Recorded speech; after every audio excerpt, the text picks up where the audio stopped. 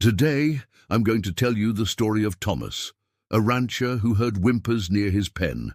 A lonely man discovered an Apache boy chained by settlers, but what happened next left everyone in shock. Please subscribe to our channel and comment where you're listening to this story from. Sounds in the night. The Wyoming wind carried an unusual chill for late September 1885, cutting through Thomas McKenna's wool jacket as he made his final rounds of the evening. At 45, Thomas had learned to trust his instincts, and tonight something felt different about his ranch. Thomas had built the Circle T ranch from nothing over the past 15 years, carving out a life from the unforgiving Wyoming territory through sheer determination and backbreaking work. His weathered hands bore the scars of countless repairs, and his grey-streaked brown hair showed the toll of years spent fighting against both nature and hostile men. As he approached the livestock pen near the barn, Thomas heard it, a sound so faint he almost dismissed it as wind through the wooden slats. But there it was again, a soft whimpering, barely audible above the rustling of hay. Thomas stopped walking and strained his ears. The sound came again, definitely human, definitely distressed. His hand instinctively moved to the Colt revolver on his hip. "Hello?" he called out softly. "Is someone there?" The whimpering stopped abruptly, replaced by complete silence. Then he heard it, the soft clink of metal against metal, like chains moving. Thomas felt his blood run cold. He'd heard stories about Apache raids, about settlers taking captives, about the brutal cycle of violence escalating in the territory. But he'd also heard darker stories, about what some settlers did to Apache prisoners. Moving slowly, Thomas approached the livestock pen. The moon was nearly full, casting long shadows, but providing enough light to see clearly. As he rounded the corner, what he saw made him stop breathing entirely. Huddled in the far corner, chained to a wooden support post, was a boy who couldn't have been more than 12 years old. The child's long black hair hung in tangled strands, and his clothes were torn and filthy. Heavy iron shackles bound his wrists and ankles, connected by chains designed for a much larger person. The boy's dark eyes, wide with terror, fixed on Thomas with desperate wariness. "Jesus Christ," Thomas whispered. The boy flinched, pressing himself further into the corner. Thomas could see the child was Apache. His features, his clothing style, everything spoke of the indigenous heritage that had made him a target. Thomas raised his hands slowly, palms open. "It's okay," he said softly. "I'm not going to hurt you. I'm going to help you." The boy didn't respond, but Thomas noticed his breathing was shallow and rapid. The shackles had rubbed raw wounds around the boy's wrists and ankles. The child was clearly dehydrated and hadn't eaten in days. "My name is Thomas," he continued, kneeling slowly about 6 feet away. "What's your name?" Still no response, but the boy's eyes never left Thomas's face, trying to determine whether this stranger represented salvation or another form of torment. Thomas studied the situation. The chains were heavy and well made, clearly not something that could be broken by hand. He'd need tools from the barn. "Listen," Thomas said firmly but gently. "I need to get some tools to cut these chains off you. I'm going to my barn, and I'll be back in a few minutes. I promise I'm coming back." The boy's eyes followed Thomas's gesture toward the barn, then returned to his face. For the first time, Thomas detected something other than pure terror, perhaps the faintest glimmer of hope. As Thomas stood up, he noticed movement near the tree line. 3 men on horseback were approaching, riding hard in the pre-dawn darkness. Even from this distance, Thomas could tell they were armed and moving with purposeful urgency. Thomas's jaw clenched as understanding crashed over him. These men had chained this boy here. They'd probably intended to come back for him, maybe to move him somewhere else. Maybe for purposes Thomas didn't want to contemplate. "Stay quiet," Thomas whispered to the boy. "Don't make a sound." The riders were close enough now for Thomas to make out details. They wore rough settler clothing, but their horses and equipment suggested they had more resources than most frontier farmers. Their leader, a tall man with a thick beard, was scanning Thomas's property methodically. Thomas made a decision that would change both their lives forever. Instead of hiding, he stepped into the open yard, making himself visible. "Good evening, gentlemen," Thomas called out. "You're on private property. Can I help you with something?" The lead rider pulled up about 20 yards away, his companions flanking him. In the moonlight, Thomas could see the man's hard features and cold eyes. "Name's Jeremiah Kane," the man said with a slight southern accent. "We're tracking a runaway. Apache boy, about 12 years old. Dangerous little savage. You seen anything like that around here?" Thomas felt every muscle tense. The casual way this man referred to a chained child as dangerous told him everything about what kind of men he was dealing with. "No," Thomas said firmly. "Haven't seen any Apache around here. This is cattle country." Kane's smile widened, but his eyes remained cold. "Mind if we take a look around, just to be sure?" "I do mind," Thomas replied, his hand now resting openly on his gun. "It's late. You're on my land without permission, and I've got work to do. I suggest you move along." The tension was thick. Thomas knew these men wouldn't give up easily, and the boy's life hung in the balance of whatever happened next. A stand against evil. The standoff stretched for what felt like an eternity. 3 armed men on horseback facing one rancher in his own yard. Thomas could feel sweat forming on his brow despite the cool night air, but his hand remained steady on his revolver. Behind him, hidden in the livestock pen, a terrified Apache boy waited for his fate to be decided. Jeremiah Kane dismounted slowly, his movements deliberate and threatening.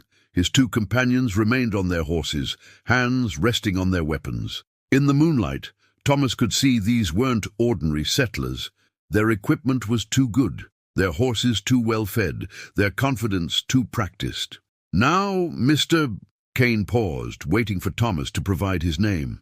"McKenna, Thomas McKenna, and you're still on my property without permission." Kane's smile never wavered. "Mr. McKenna, I appreciate a man who stands his ground. But you see, we've got a problem. That Apache boy we're tracking, he's not just any runaway. He's a killer." Thomas felt his stomach clench, but he kept his expression neutral. "Is that so?"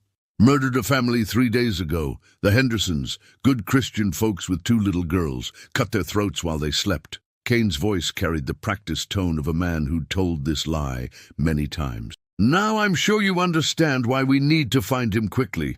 Thomas had heard no such story, and he'd have heard about any family being killed in the territory. News like that traveled fast among the scattered ranches and settlements. But he also understood what Kane was doing, trying to justify his actions, trying to make Thomas complicit in whatever evil these men had planned. "If that's true," Thomas said carefully, "then you should take it up with the territorial marshal. Not hunt down children in the middle of the night." Kane's smile finally faltered. "The marshal's 3 days' ride from here. Justice can't wait that long." He took a step closer. "Now, I'm going to ask you one more time, real polite-like. Have you seen an Apache boy around here?" Thomas could hear the subtle shift in Kane's tone, the barely concealed threat beneath the words. From the corner of his eye, he noticed one of the mounted men slowly moving his horse to get a better angle on him. "And I'm going to tell you one more time," Thomas replied, his voice growing harder. "I haven't seen any Apache, and I want you off my land. Now." The second mounted man, a thin fellow with a scraggly beard, spoke up for the first time. "Jeremiah, maybe we should just search the place ourselves. Save everyone some trouble." Thomas shifted slightly, positioning himself so he could see all 3 men. "The first man who steps toward my buildings gets shot. That's a promise."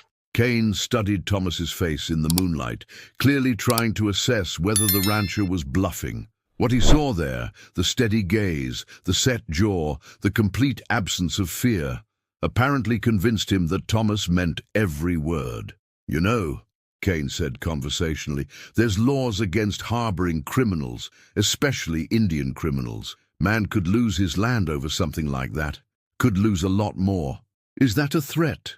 Just an observation about the way things work in this territory." Thomas had heard enough. These men weren't lawmen, weren't even vigilantes seeking justice. They were something worse. predators who used fear and prejudice as weapons. The story about the murdered family was almost certainly fabricated, designed to justify whatever cruelty they had planned for the boy. "Here's an observation for you," Thomas said, his voice dropping to a dangerous quiet. "This is Wyoming territory, not whatever hellhole you crawled out of. We've got laws here, and one of them says a man's property is his own. Another says you can't just chain up children like animals." Kane's eyes narrowed. "Interesting choice of words, Mr. McKenna. Makes a man wonder what you might know about chains." The admission hung in the air between them. Thomas realized he'd revealed too much, but it was too late to take it back. The pretense was over. "All right then," Kane said, his voice now openly hostile. "Let's stop dancing around this. We know the boy is here. We chained him to your livestock pen 2 days ago, figured it was remote enough that nobody would find him before we came back. Only problem is, we got delayed, and now here you are playing the hero." Thomas felt rage building in his chest like a wildfire. "You chained a child to my property? Used my land for your sick games?" "Wasn't personal," the thin man said with a shrug. "Just convenient." "Where did you get him?" Thomas demanded.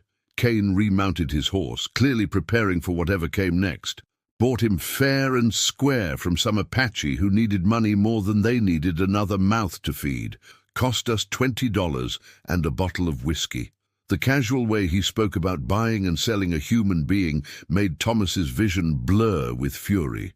But beneath the anger, a cold understanding was forming. These men were slave traders, operating in the remote territories where law enforcement was scarce and public attention even scarcer. "What's your plan now?" Thomas asked, though he suspected he already knew the answer. "Well, originally we were going to sell the boy down south. Good market for Apache slaves in Mexico, especially young ones who can still be trained." Kane's smile returned, more vicious than before. "But you've complicated things, Mr. McKenna. Made yourself a witness." "Can't have that." The third man, who'd been silent until now, finally spoke. "Jeremiah, maybe we should just cut our losses. Take the boy and go." "Can't do that, Charlie.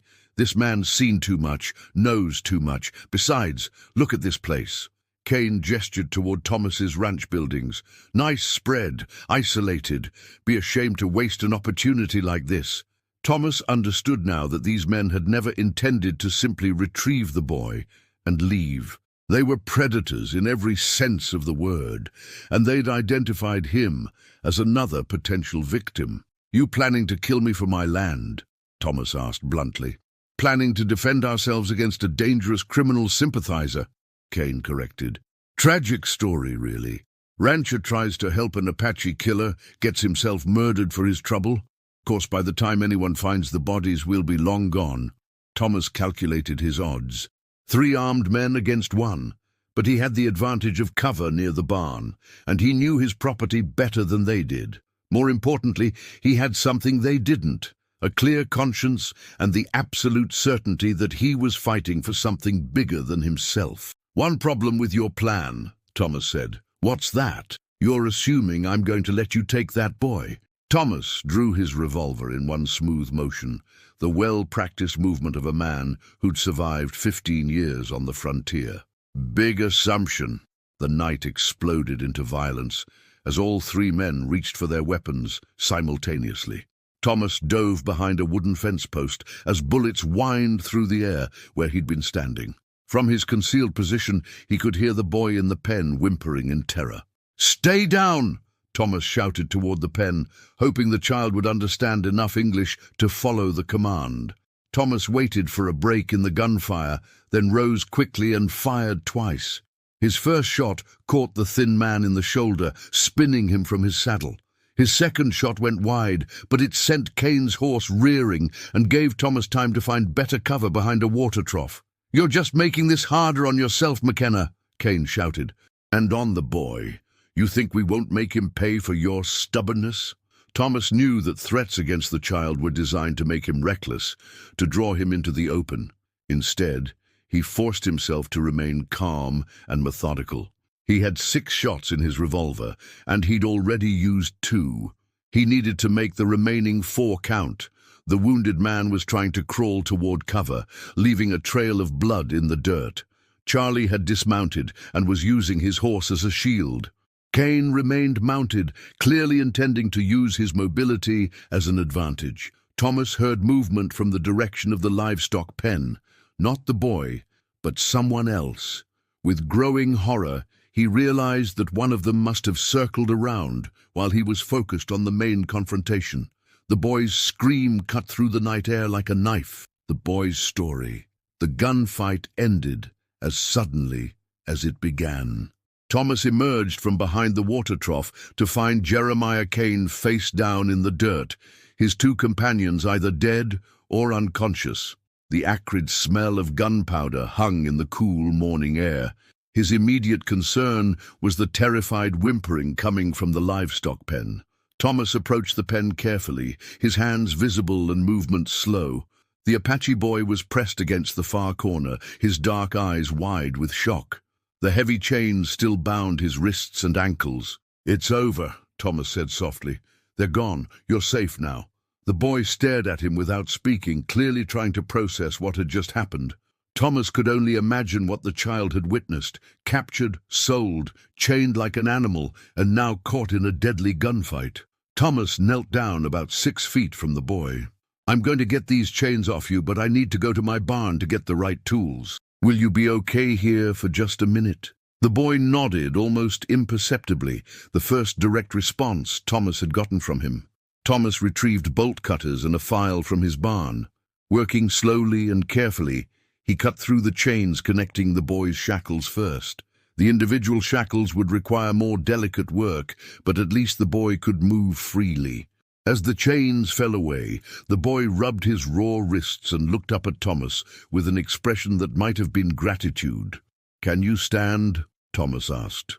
The boy struggled to his feet, clearly weak from days without proper food or water. He swayed slightly, and when Thomas reached out to steady him, the child flinched away.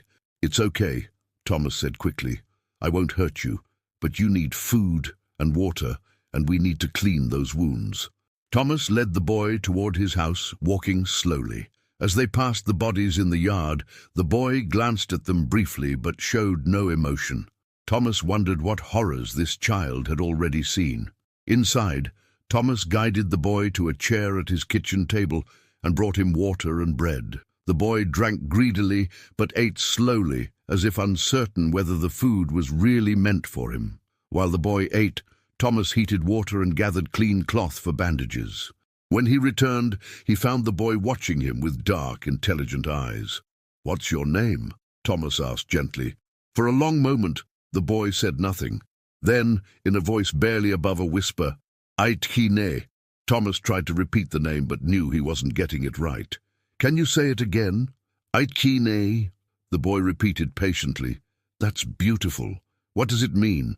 "Boy who talks to horses," the child replied in heavily accented but clear English. Thomas smiled. "That's a good name. My horses would probably like you." He paused. "Can you tell me how old you are?" The boy held up both hands, then 2 fingers on one hand. 12 years old. "Where are you from? Where's your family?" The boy's expression darkened. "Gone," he said simply. Thomas didn't press for details, sensing the boy had endured enough trauma. Instead, he focused on cleaning and bandaging the wounds on the child's wrists and ankles. "Aitkine," Thomas said carefully. "Those men who had you chained, they said they bought you from someone. Is that true?" The boy's jaw tightened, anger replacing some of the fear in his eyes. "My uncle," he said, the words carrying deep betrayal. "Your uncle sold you?" The boy nodded. "Needed money for whiskey? Said I was burden." Thomas felt rage building, but kept his voice calm. "That was wrong. What your uncle did, what those men did, all of it was wrong." "Ooh, white man's law," the boy said with bitter resignation. "Apache have no rights." Thomas set down the bandage and looked directly into the boy's eyes. "Not all white men think that way, and there are laws, real laws, that say what happened to you was a crime." The boy studied Thomas's face, trying to determine whether these words could be trusted. "Aitkine," Thomas continued, "I want you to know that you're safe here. You can stay as long as you need to. But if you want to leave, if you want me to help you find other family, I'll do that too." "Where would I go?" the boy asked quietly. "Uncle sold me.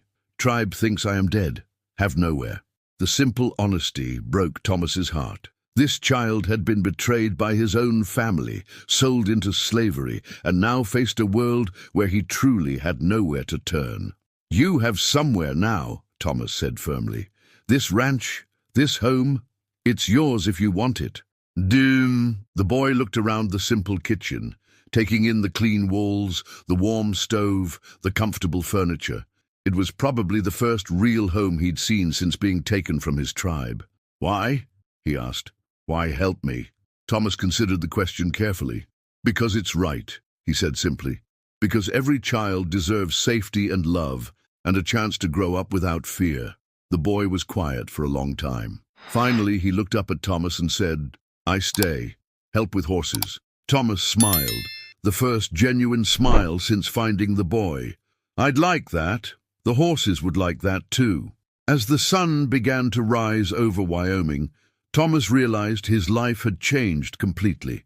He'd gone to bed a lonely bachelor rancher and awakened as something he'd never expected to be, a father, a new life. 3 months had passed since that violent night, and the Circle T ranch had transformed in ways Thomas never could have imagined. The sound of laughter now echoed across the property, mixing with the familiar noises of cattle and wind. Apache, who had chosen the English name Kit for easier daily use, had adapted to ranch life with remarkable resilience. Thomas watched from the porch as Kit worked with the horses in the main corral. The boy's natural gift with animals had proven even more extraordinary than his Apache name suggested. Horses that had been skittish or difficult to handle seemed to calm immediately in his presence. "You're doing good with that mare," Thomas called out, referring to a new life. 3 months had passed since that violent night, and the Circle T ranch had transformed in ways Thomas never could have imagined. The sound of laughter now echoed across the property, mixing with the familiar noises of cattle and wind. McKenna, who had chosen the English name Kit for easier daily use, had adapted to ranch life with remarkable resilience. Thomas watched from the porch as Kit worked with the horses in the main corral.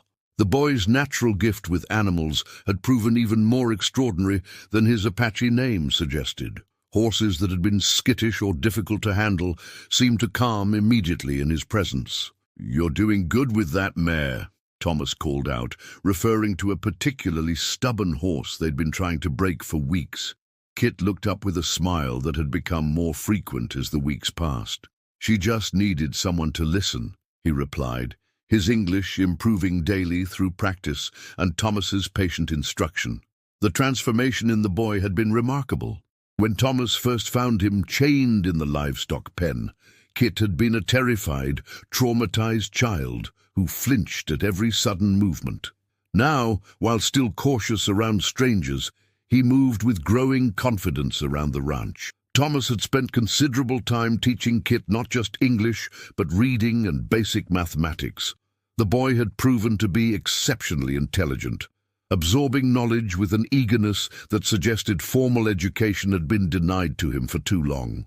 "Thomas," Kit called out, using the informal address they'd settled on after the boy had struggled with Mr. McKenna. "The black stallion. He's favoring his left front leg again." Thomas climbed down from the porch and joined Kit in the corral. Sure enough, the stallion was showing signs of the recurring lameness that had been troubling him for weeks. "Good eye," Thomas said, running his hand along the horse's leg. "What do you think we should do?" Kit considered the question seriously, a habit Thomas had come to appreciate. The boy never gave quick answers, but thought through problems carefully. "Rest him for a week, keep the leg wrapped. Maybe ask the veterinarian to look again." Thomas nodded approvingly. Kit's instincts about animal care had proven remarkably sound, often surpassing Thomas's own experience. As they worked together to tend to the stallion, Thomas reflected on how much his life had changed. For 15 years, he'd lived alone on this ranch, speaking to no one for days at a time except his livestock. Now he found himself looking forward to each day's conversations with Kit, to teaching him new skills, to watching him discover the world beyond the trauma that had brought them together. The legal aspects of the situation had been surprisingly straightforward. When Thomas had ridden into town to report the deaths of Kane and his men, Sheriff Morrison had been more interested in thanking him for eliminating known criminals than in questioning his decision to take in an Apache boy. The territorial authorities, when they finally arrived to investigate, had been satisfied with Thomas's account of self-defense. More importantly, no one had come looking for Kit. His uncle, the man who had sold him into slavery, had apparently disappeared entirely, possibly fleeing the territory to avoid consequences for his actions. "Thomas," Kit said as they finished wrapping the stallion's leg, "I want to ask you something." "What's that?" Kit hesitated, clearly struggling with how to phrase his question. "The men who had me chained, you killed them to save me, but you don't even know me then. Why?" Thomas had been expecting this question for months. Kit was too intelligent not to eventually wonder about the motivations of the man who had risked everything for a stranger. "You want the honest answer?" Thomas asked. Kit nodded solemnly. "Because it was right. Because no child, Apache, white or any other, deserves to be treated like an animal. Because if I'd walked away and let them take you, I wouldn't have been able to live with myself." Kit absorbed this answer quietly, as he did most serious topics. "In my tribe," Kit said finally, "we have a saying, a man's worth is measured not by what he takes, but by what he protects. You protected me when you had no reason to. That makes you worth very much." Thomas felt his throat tighten with emotion. In 3 months, Kit had never spoken about his Apache heritage in such detail, and the fact that he was sharing this wisdom felt like a significant moment of trust. "Your tribe sounds wise," Thomas said. "They were," Kit replied, the past tense carrying weight. "Before the soldiers came, before my uncle got scared and started drinking, before everything changed." Thomas had learned not to push when Kit mentioned his past, but today the boy seemed more willing to talk than usual. "Do you miss them? Your tribe?" Kit was quiet for a long time, stroking the stallion's neck as he considered the question. "I miss who they were," he said finally, "but they're not those people anymore. Fear changed them, made them suspicious of anyone different, even their own children who didn't fit their idea of what Apache should be." "What do you mean?" "My mother was half white, captured as a child, raised Apache, but still different. When she died, some people said it was punishment for mixing blood, said I carried bad luck because of what I was." Thomas felt familiar anger rising in his chest, not at Kit's tribe, but at the circumstances that had forced people to make impossible choices based on fear and prejudice. "That's not true," Thomas said firmly. "There's nothing wrong with what you are. You're exactly who you're supposed to be." Kit smiled, not the tentative smile of the early weeks, but a genuine expression of happiness. "I know that now," he said. "Living here with you, I learned that home isn't about blood or tribe. It's about people who choose to love you." As the sun began to set over the Wyoming landscape, painting the sky in brilliant shades of orange and red, Thomas realized that Kit had given him something he'd never expected to receive: a family. The boy who had been chained like an animal, sold by his own uncle, and marked for a terrible fate, had instead found safety, education, and love. And Thomas, who had spent 15 years building a successful ranch but had never built a life worth living, had discovered that his greatest achievement wasn't the land he'd claimed or the cattle he'd raised. It was the trust of a 12-year-old Apache boy who now called him family. "Come on," Thomas said as they finished with the horses. "Let's go make some dinner. And tonight, I want you to tell me more about your people's wisdom. I think I have a lot to learn." As they walked toward the house together, the sound of their voices mixing with the evening calls of the cattle, the Circle T Ranch felt truly complete for the first time since Thomas had built it.